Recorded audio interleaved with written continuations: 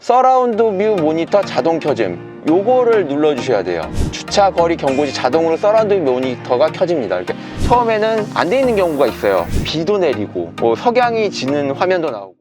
안녕하십니까, 김벤츠입니다. 오늘 전해야 될 소식은 이 K8을 지금 사전 예약해놓고 기다리신 분들도 계실 거고, 처음에 차를 받으셔서 오랜만에 차를 사시는 분들도 분명히 계실 거예요. 그래서 오늘 준비한 영상은 K8을 처음 사시면은 어떤 차량 세팅을 좀 해놓는 게 좋을지, 기존에 예전에도 다른 많은 차종에서 이렇게 필수 세팅이라는 제목으로 설명을 이제 드렸었는데, 관련해서 한번 알아보겠습니다. 지금 바로 가겠습니다.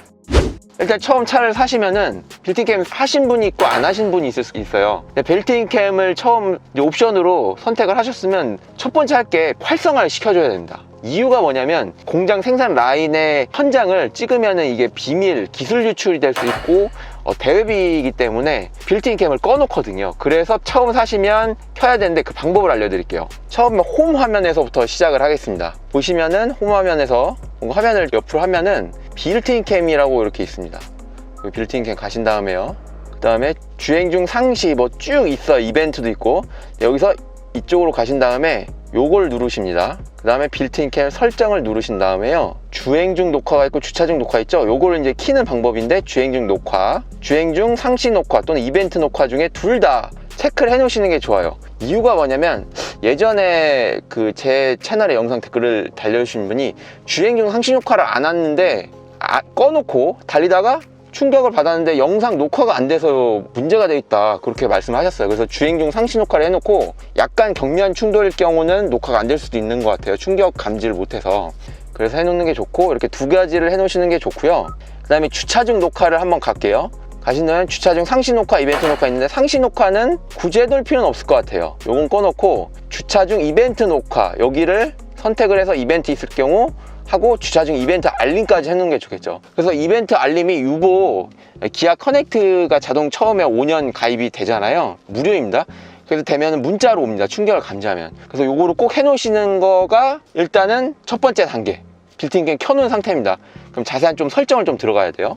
밑에 보시면은 주차 중 녹화 시간이 있는데, 이 녹화 시간을 10시간을 돼 있는데 쭉 내리면 12시간까지 있어요. 그래서 12시간까지 최대한 해놓는 게 영상 확보를 할 수가 있는 거겠죠. 그렇게 좀 해놓으신 다음에 여기까지 이제 빌트인캠이 다 설정이 된 겁니다. 켜진 겁니다. 여기서 근데 꼭 놓치시면 안 되는 게 있는데, 뭐냐면 빌트인캠 여기 보시면은 여기에 커버가 비닐이 씌워져 있습니다. 파란색으로. 이 커버, 여기 보시면 여기에 커버가 있거든요. 이쪽에 이 커버에 달려있는 비닐을 꼭 떼주셔야 마지막으로 끝난 겁니다. 이걸 만약에 안 떼시면은 비닐 때문에 뿌옇게 나와요. 파랗게. 영상 확인도 잘 어렵고. 그러니까 꼭 이걸 놓치시면 안 됩니다. 일단은 어라운드 뷰 옵션을 이제 사신 분이 있으실 거예요. 그분들을 위해서 좀 도움이 되는 부분인데, 뭐냐면 차를 사신 다음에 전방 센서가 자동으로 켜지고 저속 주행 시키고 코너링을 좀 내려갈 때 어라운드 뷰 카메라로 인해서 전체적으로 좀 충돌을 좀 방지할 수 있게, 좁은 길 특히나 내려갈 때, 주차할 때, 그때 좋은 거거든요. 그 설정을 좀 알려드리겠습니다. 처음에 이제 화면에서 가시면 여기에서 설정을 가십니다. 그럼 차량을 이렇게 가십니다. 그 다음에 운전자 보조에 가십니다. 가시면 쭉 밑에 보면 주차 안전이 있거든요. 주차 안전을 눌러주십니다. 그 상태에서 서라운드 뷰 모니터 자동 켜짐, 요거를 눌러주셔야 돼요. 주차 거리 경고시 자동으로 서라운드 뷰 모니터가 켜집니다. 이렇게 전방 센서하고 연동이 되면서 같이 이게 켜지는 겁니다, 서라운드 뷰가. 그리고 주차 거리 경고 자동 켜짐까지. 저속으로 주행하면서 앞에 센서가 감지되면 주차 거리 경고가 자동으로 켜집니다. 요걸 켜놓는 게 좋습니다. 그리고 카메라 설정도 이렇게 뷰는 바꿀 수가 있고요. 요거를 해놔야지 주차를 할 때 전방에 센서가 감지되면 자동으로 켜지고, 또 저속 주행 시에도 알아서 켜지거든요, 어떤 속도. 그러니까 예를 들면 주차를 할 때, 아침에 이제 차를 뺄 때 또는 차를 넣을 때 아파트에서 앞 전후 거리에 센서가 자동으로 되는 게 아니라 처음에는 꺼져 있거든요, 설정 이해 안 해놓으면은. 그래서 요거 있는데도 안 쓰면은 전방 센서를 안 쓰는 거잖아요. 그래서 요걸 좀 했으면 하고요. 예, 다음으로 세 번째는 차에 이 화면이 있거든요. 클러스터 화면이 있는데, 이 화면이 광고에서 나오는, 대부분 많이 사용하는 날씨 연동 클러스터 테마거든요. 이 클러스터 테마를 처음에는 안 돼 있는 경우가 있어요. 그래서 이거를 설정을 할 수가 있는데 비도 내리고 뭐 석양이 지는 화면도 나오고 이렇게 여러 가지 진짜 GPS 기반으로 돼 있어 좋거든요. 요거를 설정하는 걸 알려드리겠습니다. 뿐만 아니라 이제 드라이브 모드 연동으로 해서 스포츠 모드나 에코 모드의 클러스터 화면 테마가 안 좋다, 별로 좀 마음에 안 든다 해서 항상 날씨 연동 클러스터를 하고 싶다라고 할 수 있잖아요. 그래서 그거를 고정을 할 수가 있거든요. 그 방법 알려드리겠습니다. 설정을 가신 다음에요, 차량을 가신 다음에요, 계기판을 가십니다. 테마 선택을 가십니다.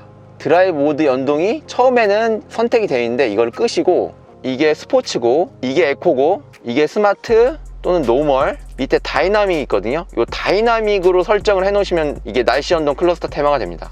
요게 있고요, 요게 있고 요게 있고 요게 있는데 다이나믹, 요걸로 선택해 놓으시면 됩니다. 이해되셨죠? 이렇게 해서 임의로 사용자가 커스터마이징 할 수 있다, 고정시킬 수 있다라는 거를 알려드리려고 합니다. 그리고 기타 차를 사시면은 처음에 귀찮아서 안 하는 경우가 있어요. 예를 들면 운전석 공조 제어, 자동 케어 제어 시스템이 있는데 차를 타시면 알아서 에어컨은 켜지는 거는 보통 오토로 해놓으면 켜지잖아요, 차를 시동을 걸면. 그런데 시트의 통풍 또는 열선, 또 핸들의 열선, 이런 것들이 외부 온도에 따라서 자동으로 설정을 되게끔 하는 시스템이 있어요. 그거를 이제 켜놓으셔야지 당연히 있는 기능인데, 그거를 알려드리겠습니다. 처음에 역시 설정을 가신 다음에요, 차량을 가십니다. 쭉 보시면 시트를 가십니다. 스마트 열선 통풍이 있습니다. 가신 다음에 운전석 공조 연동 자동 제어, 핸들 열선과 시트 열선 통풍, 이거를 당연히 있는 기능인데 쓰는 게 좋죠. 왜냐면 딱 타서 출근하려고 예를 들면 한다면 막 정신 없는 거예요. 막 전후 주차도 해야 돼, 차도 빼야 되고, 정신 없을 때 막 통풍도 켜고 막 뭐 또 켜려고 하고 막 이거 하면은 사고 위험성도 높아질 수 있겠죠. 그래서 그런 거를 알아서 차에 타면 알아서 핸들 열선과 뭐 시트 열선 또는 시트 통풍이 켜지는 기능이거든요. 요 기능이 있으면은 편하거든요. 요즘 나온 차들이 이제 현대기아에서 많이 적용을 시켜주는데 실제로 써보면은 많이 편하더라고요. 저는 이렇게 해서 간단하게 꿀팁, 필수 세팅을 좀 맞춰봤는데 좀 도움이 되셨나요? 본 내용이 좀 도움이 되셨으면 이쪽에 좋아요 버튼 부탁드리겠습니다. 지금까지 김매치였습니다. 감사합니다.